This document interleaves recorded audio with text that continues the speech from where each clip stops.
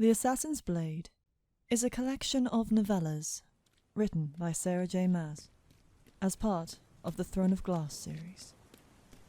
This story is The Assassin and the Underworld.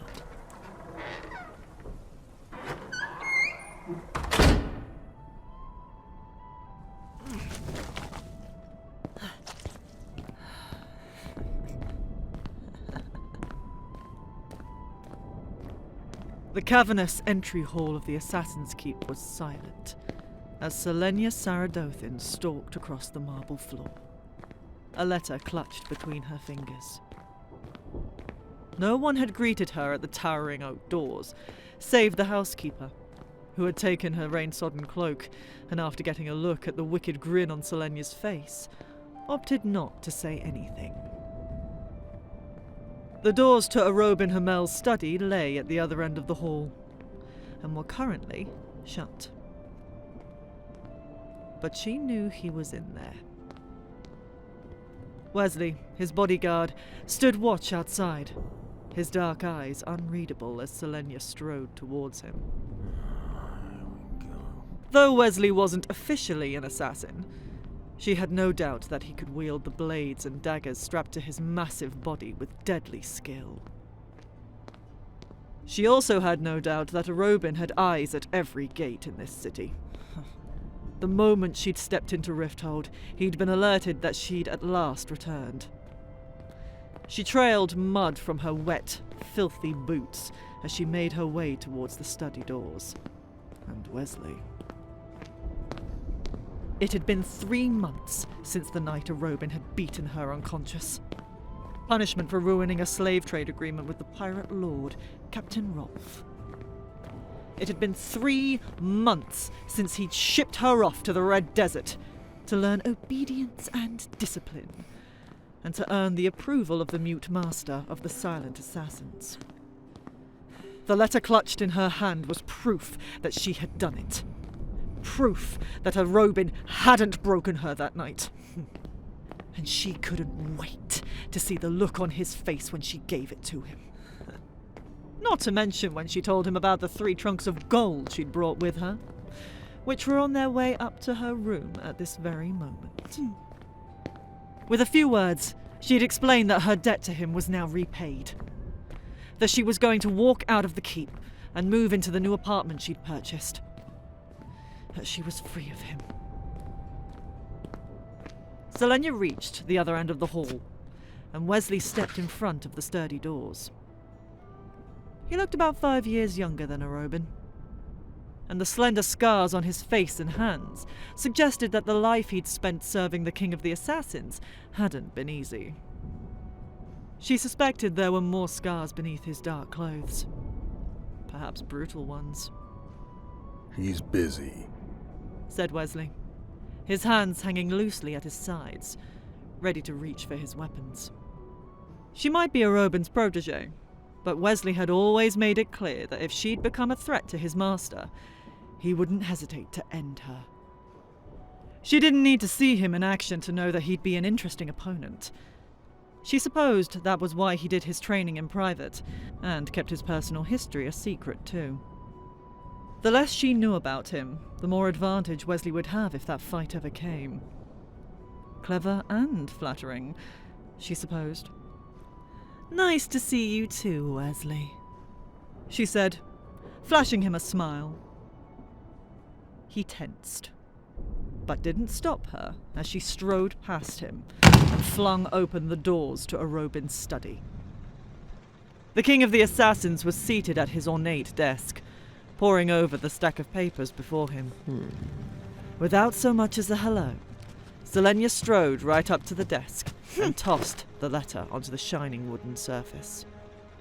She opened her mouth, the words near bursting out of her. But Arobynn merely lifted a finger, smiling faintly, and returned to his papers. Wesley shut the doors behind her. Celaena froze. Arobynn flipped the page, rapidly scanning whatever document was in front of him, and made a vague wave with his hand. Sit, With his attention still on the document he was reading, Arobynn picked up the Mute Master's letter of approval and set it atop a nearby stack of papers. Celaena blinked. Once. Twice. He didn't look up at her. He just kept reading. The message was clear enough. She was to wait until he was ready. And until then, even if she screamed until her lungs burst, he wouldn't acknowledge her existence. So, Celaena sat down. Rain plinked against the windows of the study. Seconds passed, then minutes. Her plans for a grand speech with sweeping gestures faded into silence. Arobynn read 3 other documents before he even picked up the Mute Master's letter. And as he read it, she could only think of the last time she'd sat in this chair. She looked at the exquisite red carpet beneath her feet. Someone had done a splendid job of getting all the blood out. How much of the blood on the carpet had been hers, and how much of it had belonged to Sam Cortland, her rival and co-conspirator in the destruction of Arobynn's slave agreement. She still didn't know what Arobynn had done to him that night. When she arrived just now, she hadn't seen Sam in the entrance hall. But then again, she hadn't seen any of the other assassins who lived here. So maybe Sam was busy. She hoped he was busy. Because that would mean he was alive. Arobynn finally looked at her, setting aside the Mute Master's letter as if it were nothing more than a scrap of paper. She kept her back straight and her chin upheld, even as Arobynn's silver eyes scanned every inch of her. They lingered the longest on the narrow pink scar across the side of her neck, inches away from her jaw and ear. Well, Arobynn said at last. I thought you'd be more tanned. She almost laughed, but kept a tight rein on her features. Head-to-toe clothes to avoid the sun, she explained. Her words were quieter, weaker than she wanted. The first words she'd spoken to him since he'd beaten her into oblivion. They weren't exactly satisfying. Ah, he said, his long, elegant fingers twisting a golden ring around his forefinger. She sucked in a breath through her nose, remembering all that she'd been burning to say to him these past few months, and during the journey back to Rifthold. A few sentences, and it would be over. More than 8 years with him, finished with a string of words and a mountain of gold. She braced herself to begin, but Arobynn spoke first. I'm sorry, he said. Yet again, the words vanished from her lips. His eyes were intent on hers, and he stopped toying with his ring. If I could take back that night, Celaena, I would. He leaned over the edge of the desk, his hands now forming fists. The last time she'd seen those hands, they'd been smeared with her blood. I'm sorry, Arobynn repeated. He was nearly 20 years her senior, and though his red hair had a few more strands of silver, his face remained young. Elegant, sharp features. Blazing clear grey eyes. He might not have been the handsomest man she'd ever seen, but he was one of the most alluring. Every day, he went on. Every day since you've left, I've gone to the Temple of Kiva to pray for forgiveness. She might have snorted at the idea of the King of the Assassins kneeling before a statue of the God of Atonement, but his words were so raw. Was it possible that he'd actually regretted what he'd done? I shouldn't have let my temper get the better of me. I shouldn't have sent you away. Then why didn't you retrieve me? It was out before she had a chance to control the snap in her voice. Arobynn's eyes narrowed slightly. As close to a wince as he'd let himself come to, she supposed. With the time it would have taken for the messengers to track you down, probably would have been on your way home anyways. She clenched her jaw. An easy excuse. He read the ire in her eyes, and the disbelief. Allow me to make it up to you. He rose from his leather chair and strode around the desk. His long legs and years of training made his movements effortlessly graceful, even as he swiped a box off the edge of the table. He sank to one knee before her, his face near level with hers. She'd forgotten how tall he was. He extended the gift to her. The box itself was a work of art, inlaid with mother of pearl, but she kept her face blank as she flipped open the lid. An emerald and gold brooch glittered in the grey afternoon light. It was stunning, the work of a master craftsman, and she instantly knew what dresses and tunics it would best complement. He'd bought it because he also knew her wardrobe, her tastes, everything about her. Of all the people in the world, only Arobynn knew the absolute truth. For you, He said. the first of many. She was keenly aware of each of his movements, and braced herself as he lifted a hand, carefully bringing it to her face. He brushed a finger from her temple, down to the arc of her cheekbone. I'm sorry. He whispered again. And Celaena raised her eyes to his. Father, brother, lover. He'd never really declared himself any of them. Certainly not the lover part. Though if Celaena had been another sort of girl, and if Arobynn had raised her differently, perhaps it might have come to that. He loved her like family, yet he put her in the most dangerous positions.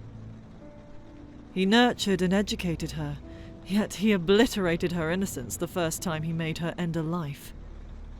He'd given her everything, but he'd also taken everything away. She could no sooner sort out her feelings towards the King of the Assassins than she could count the stars in the sky. Celaena turned her face away, and Arobynn rose to his feet.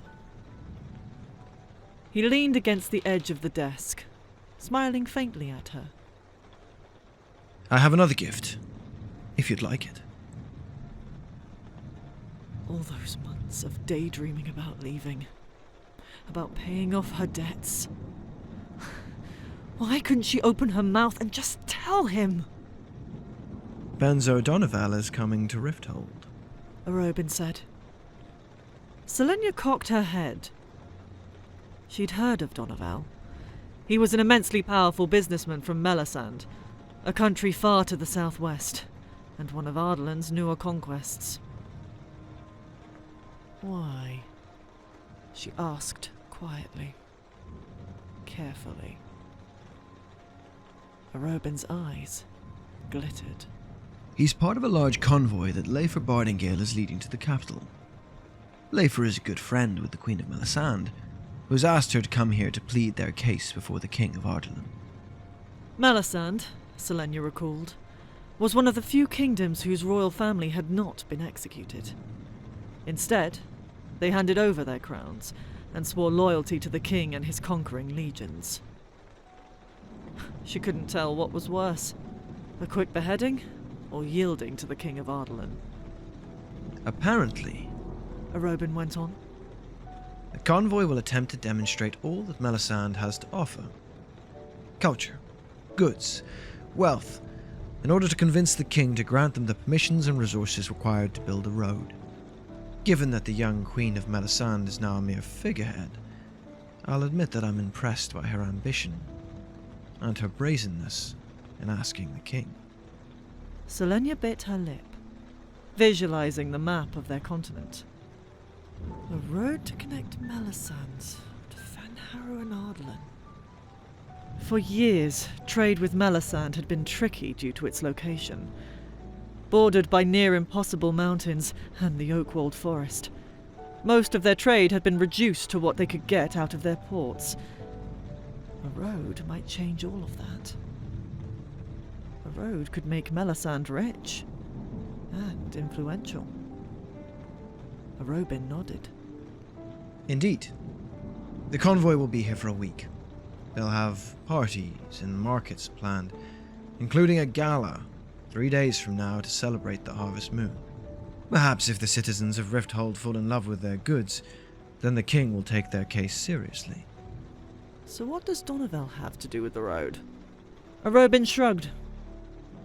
He's here to discuss business arrangements in Rifthold, and probably to undermine his former wife, Leifer, and to complete one very specific piece of business that made Leifer want to dispatch him. Celaena's brows rose. A gift, Arobynn had said. Donovel is traveling with some very sensitive documents. Arobynn said so quietly that the rain lashing the window nearly drowned out his words. Not only would you need to dispatch him, but you would also be tasked with retrieving the documents. What sort of documents? His silver eyes brightened. Donovel wants to set up a slave trading business between himself and someone in Rifthold. If the road is approved and built, he wants to be the first in Melisande to profit off the import and export of slaves. The documents apparently contain proof that certain influential Melisanders in Arobynn are opposed to the slave trade.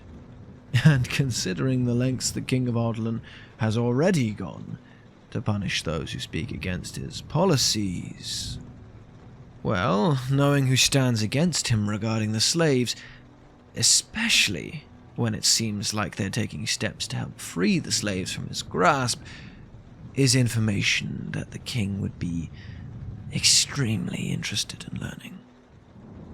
Donovel and his new business partner in Rifthold plan to use that list to blackmail those people into changing their minds, into stopping their resistance and investing with him to build the slave trade in Melisande. Or, if they refuse, Leifer believes that her former husband will make sure the king gets that list of names. Celaena swallowed hard. Was this a peace offering then? Some indication that Arobynn actually had changed his mind about the slave trade and forgiving her for Skull's Bay? But to get tangled up in this sort of thing again. What's Bardingale's stake in all of this? She asked, carefully. Why hire us to kill him? Because Leifer doesn't believe in slavery, and she wants to protect the people on that list. People who are preparing to take the necessary steps to soften the blow of slavery in Melisande, and possibly even smuggle captured slaves to safety. Arobynn spoke like he knew Bardingale personally, like they were more than business partners. And Donovel's partner in Rifthold. Who is it? She had to consider all the angles before she accepted. Had to think it through. Leifer doesn't know.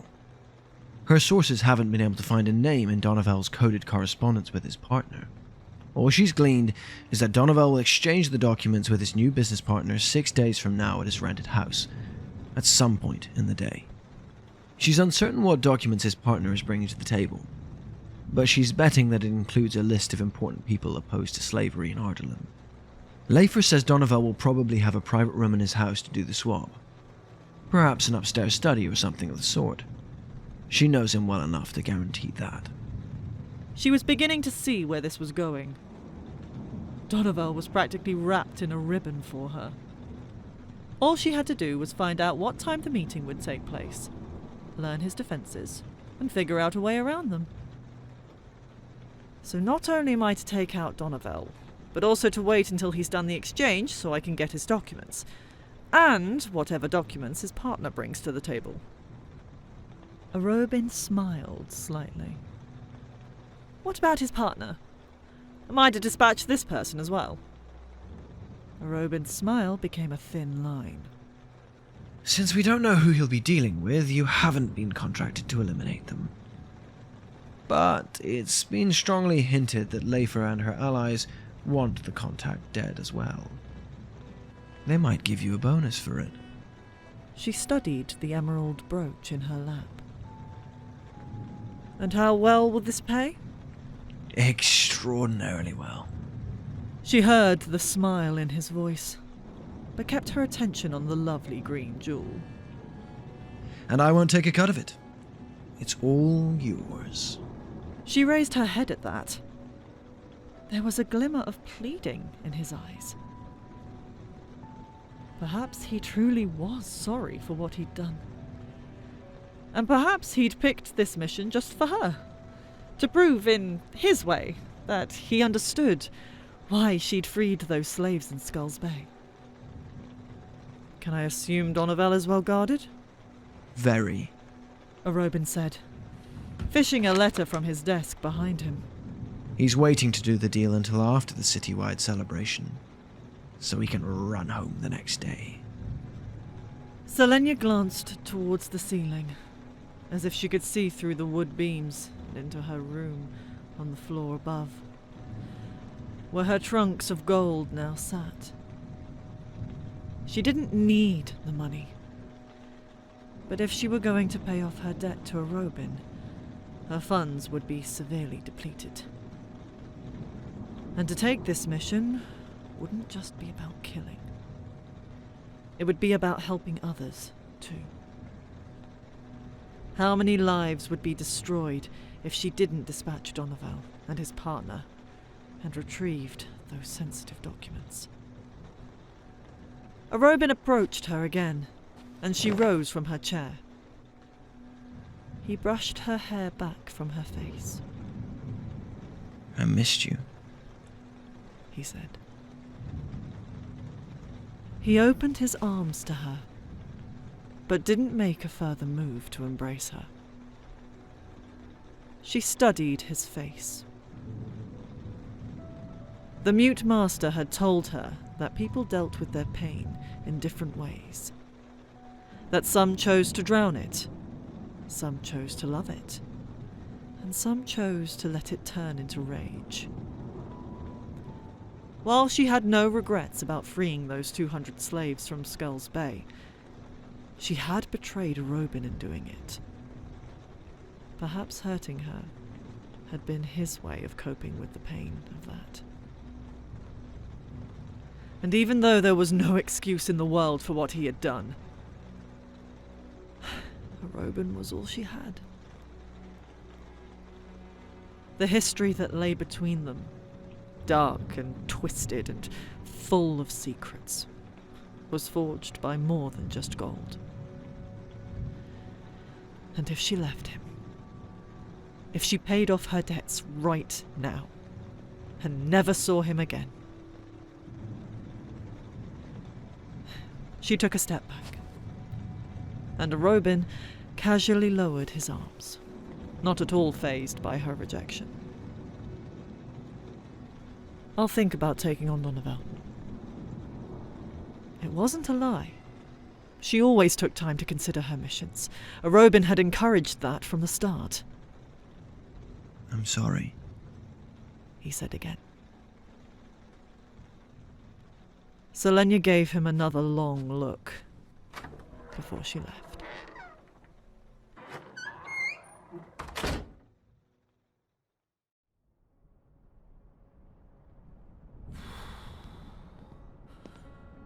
Her exhaustion hit her the moment she began climbing the polished marble steps of the sweeping grand staircase. A month of hard travel, after a month of grueling training and heartache. Every time she saw the scar on her neck, or touched it, or felt her clothes brush against it, a tremor of pain went through her as she remembered the betrayal that had caused it. She'd believed Ansel was her friend. A life friend. A friend of the heart. But Ansel's need for revenge had been greater than anything else. Still, wherever Ansel was now, Celaena hoped that she was finally facing what had haunted her for so long. A passing servant bowed his head, eyes averted. Everyone who worked here knew more or less who she was, and would keep her identity a secret on pain of death. Not that there was much of a point to it now, given that every single one of the silent assassins could identify her. Celaena took a ragged breath, running a hand through her hair. Before entering the city this morning, she'd stopped at a tavern just outside of Rifthold, to bathe, to wash her filthy clothes, and to put on some cosmetics. She hadn't wanted to stride into the keep looking like a gutter rat, but she still felt dirty. She passed one of the upstairs drawing rooms, her brows rising at the sound of a piano font and laughing people inside. If Arobynn had company, then why had he been in his study, ever so busy, when she'd arrived? Celaena ground her teeth. So that nonsense where he'd made her wait while he finished his work. She clenched her hands into fists and was about to whirl and stomp back down the stairs to tell Arobynn that she was leaving, that he no longer owned her, when someone stepped into the elegantly appointed hall. Sam Cortland. Sam's brown eyes went wide, his body rigid. As if it took some effort on his part, he shut the door to the hall washroom and strode towards her. Past the teal velvet curtains hanging on the floor-to-ceiling windows, past the framed artwork, closer and closer. She remained still, taking in every inch of him, before he stopped a few feet away. No missing limbs, no limp, no indication of anything haunting him. His chestnut hair had gotten a little longer, but it suited him. He was tan. Gloriously tan.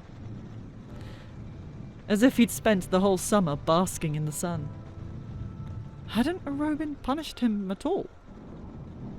You're back, Sam said, as if he couldn't quite believe it. She lifted her chin, stuffing her hands into her pockets. Obviously. He tilted his head slightly to the side. How was the desert? There wasn't a scratch on him. Of course, her face had healed too, but... Hot, she said. Sam let out a breathy chuckle. It wasn't that she was mad at him for being uninjured. She was so relieved that she could vomit, actually. She just never imagined that seeing him today would feel so... strange. And after all that had happened with Ansel, could she honestly say that she trusted him? In the drawing room a few doors down, a woman let out a shrill giggle. How was it possible that she could have so many questions and yet so little to say? Sam's eyes slipped from her face to her neck, his brows drawing together for a heartbeat as he saw the thin new scar. What happened? Someone held a sword to my throat. His eyes darkened, but she didn't want to explain the long, miserable story. She didn't want to talk about Ansel, and she certainly didn't want to talk about what had happened with Arobynn when they returned from Skulls Bay. You hurt? Sam asked quickly, taking another step closer. It took her a moment to realize that his imagination had probably taken him to a far, far worse place when she had said someone had held a blade to her throat. No, she said. Not like that. Then like what? He was now looking more closely at her, at the almost invisible white line across her cheek. Another gift from Ansel. At her hands. At everything. His lean, muscled body tensed. His chest had gotten broader, too. Like none of your business. That's what, she retorted. Tell me what happened. He gritted out. She gave him one of those simpering little smiles that she knew he hated. Things hadn't been bad between them since Skulls Bay. But after so many years of treating him awfully, she didn't know how to slide back into the newly found respect and camaraderie they'd discovered for each other. Why should I tell you anything? Because He hissed, taking another step. the last time that I saw you, Celaena, you were unconscious on Arobynn's carpet, and so bloodied up I couldn't see your damn face. He was close enough that she could touch him now. Rain continued beating against the hall windows, a distant reminder that there was still a world around them. Tell me. He said. I'll kill you! Sam had screamed it at Arobynn as the king of the assassins beat her. He roared it. In those horrible minutes, whatever bond had sprung up between her and Sam hadn't broken. He'd switched loyalties. He'd chosen to stand by her. Fight for her. If anything, that made him different from Ansel. Sam could have hurt or betrayed her 12 times over. But he'd never jumped at the opportunity. A half smile tugged at the corner of her lips. She'd missed him. Seeing the expression on her face, he gave her a bewildered sort of grin. She swallowed, feeling the words bubbling up through her. I missed you. But the door to the drawing room opened. Sam! A dark-haired, green-eyed young woman called, laughter on her lips. There you... The girl's eyes met Celaena's.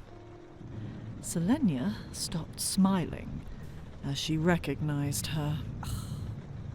A feline sort of smirk spread across the young woman's stunning features, and she slipped out of the doorway and slunk over to them.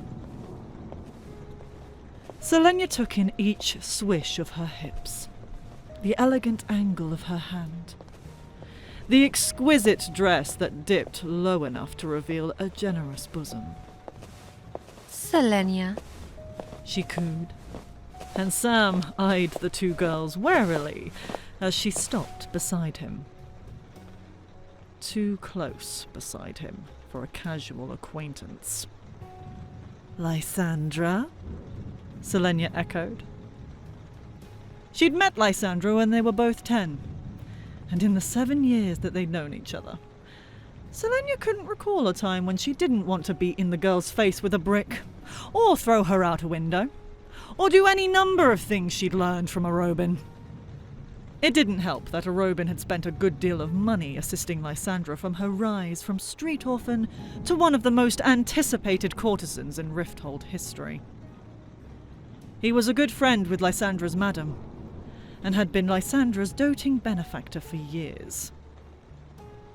Lysandra and her madam remained the only courtesans aware that the girl Arobynn called his niece was actually his protégée. Celaena had never learned why Arobynn had told them. But whenever she complained about the risk of Lysandra revealing her identity, he seemed certain she would not. Celaena, not surprisingly, had trouble believing it. But perhaps threats from the King of the Assassins were enough to keep even the loud-mouthed Lysandra silent. I thought you'd been packed off to the desert. Lysandra said, running a shrewd eye over Celaena's clothes. Thank the weird she'd bothered to change at the tavern. Is it possible the summer has passed that quickly? I guess when you're having so much fun... A deadly, vicious sort of calm filled Celaena's veins. She'd snapped once at Lysandra, when they were 13, and Lysandra had snatched a lovely lace fan right out of Celaena's hands. The ensuing fight had sent them tumbling down a flight of stairs. Celaena had spent a night in the keep's dungeons for the welts she'd left on Lysandra's face by beating her with the fan itself. She tried to ignore how close the girl stood to Sam. He'd always been kind to the courtesans, and they all adored him. His mother had been one of them, and had asked Arobynn, a patron of hers, to look after her son. Sam had only been 6 when she was murdered by a jealous client. Celaena crossed her arms. "Should I bother to ask what you're doing here?" Lysandra gave her a knowing smile. Oh, Arobynn threw me a luncheon in honor of my upcoming bidding. Of course he did. He invited your future clients here? Oh, no. Lysandra giggled. This is just for me and the girls. And Clarice, of course. She used her madam's name too, like a weapon. A weapon meant to crush and dominate. A word that whispered, I am more important than you. I have more influence than you. I am everything, and you are nothing. "Lovely," Celaena replied. Sam still hadn't said anything. Lysandra lifted her chin, looking down her delicately freckled nose at Celaena. My bidding is in 6 days, and they expect me to break all the records. Celaena had seen a few young courtesans go through the bidding process. Girls trained until they were 18, when their virginity was sold to the highest bidder. Sam has been so helpful Lysandra went on, putting a slender hand on his arm. with making sure all the preparations are ready for my bidding party. Celaena was surprised at the swiftness of her desire to rip that hand off of Lysandra's wrist. Just because he sympathized with the courtesans didn't mean he had to be so friendly with them. Sam cleared his throat, straightening. Not that helpful. Arobynn wanted to make sure that the vendors and location were secure. Important clientele must be given the best treatment. Lysandra trilled. I do wish I could tell you who will be in attendance, but Clarice would kill me. It's extraordinarily hush-hush and need to know. It was enough. One more word out of the courtesan's mouth, and Celaena was fairly certain she'd punch Lysandra's teeth down her throat. Celaena angled her head, her fingers curling into fists. Sam saw the familiar gesture and pried Lysandra's hand off his arm. Go back to the luncheon, He told her. Lysandra gave Celaena another one of those smiles, which she then turned on Sam. Her full red lips formed a pout. When are you coming back in? Enough! Enough! Enough! Celaena turned on her heel. Enjoy your quality company, she said over her shoulder. Celaena. Sam said. But she wouldn't turn around. Not even when she heard Lysandra giggle and whisper something. Not even when all she wanted in the world was to grab her dagger and throw as hard as she could, right towards Lysandra's impossibly beautiful face. She always hated Lysandra, she told herself. Always hated her. Her touching Sam like that. Speaking to Sam like that. It didn't change things. But though Lysandra's virginity was unquestionable, it had to be, there were plenty of other things she could still do. Things that she might have done with Sam. Feeling sick and furious and small, Celaena reached her bedroom and slammed the door hard enough to rattle the rain-spattered windows.